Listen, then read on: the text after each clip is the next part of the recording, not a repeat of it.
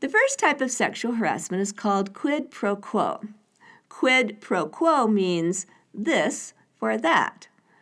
Quid pro quo harassment occurs when submission to or rejection of the unwelcome conduct of a sexual nature by an individual is used as the basis for employment decisions affecting the person. The classic example of quid pro quo sexual harassment is a supervisor who fires an employee for refusing his or her sexual advances.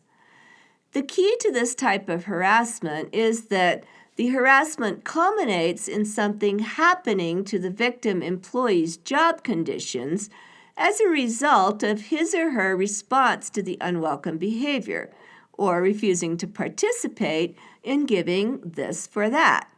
If the supervisor propositions the employee and she refuses, but the supervisor doesn't do anything to her job in response, there is no quid pro quo harassment.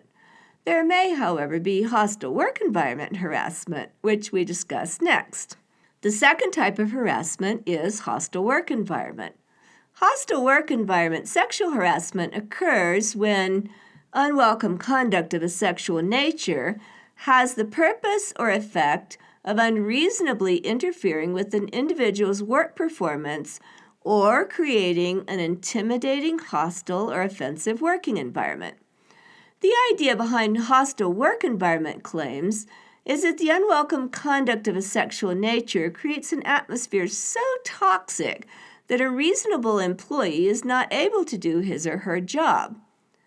Legally, hostile work environments are created when the unwelcome conduct of a sexual nature is so severe or pervasive that it alters the terms or conditions of employment and creates an abusive working environment. In other words, the behavior has to be sufficiently serious to make working in that environment unbearable for the employee. The severe or pervasive standard looks either to the seriousness of the incident or the frequency and duration of the behavior. So, looking at the severity, simple teasing, offhand comments, and isolated incidents, unless they're extremely serious, are not going to rise to the level of severe conduct. On the flip side, one extremely serious incident may be enough to meet this threshold. A single sexual assault, for example. Let's talk about pervasive conduct.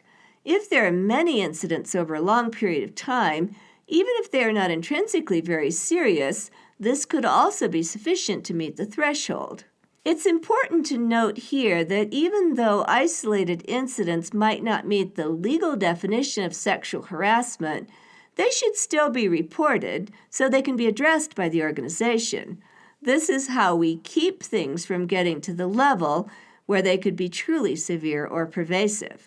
There are many ways that sexual harassment or conduct of a sexual nature might occur. Verbal comments or gestures or visual harassment could include risque jokes, off-color remarks, leering, unwanted propositions, threats, making passes, suggestive, violent, or sexual photographs, pinups or cartoons, unwanted sexual compliments, repeated unwanted requests for dates, repeated requests for sexual favors, excessive flirting, wearing revealing attire, staring. Physical harassment could include unwanted touching on any body part, touching of breast or hips, unwanted brushing against another's body, standing too close, overly intimate hugs, excessively lengthy handshakes, or, of course, physical attacks.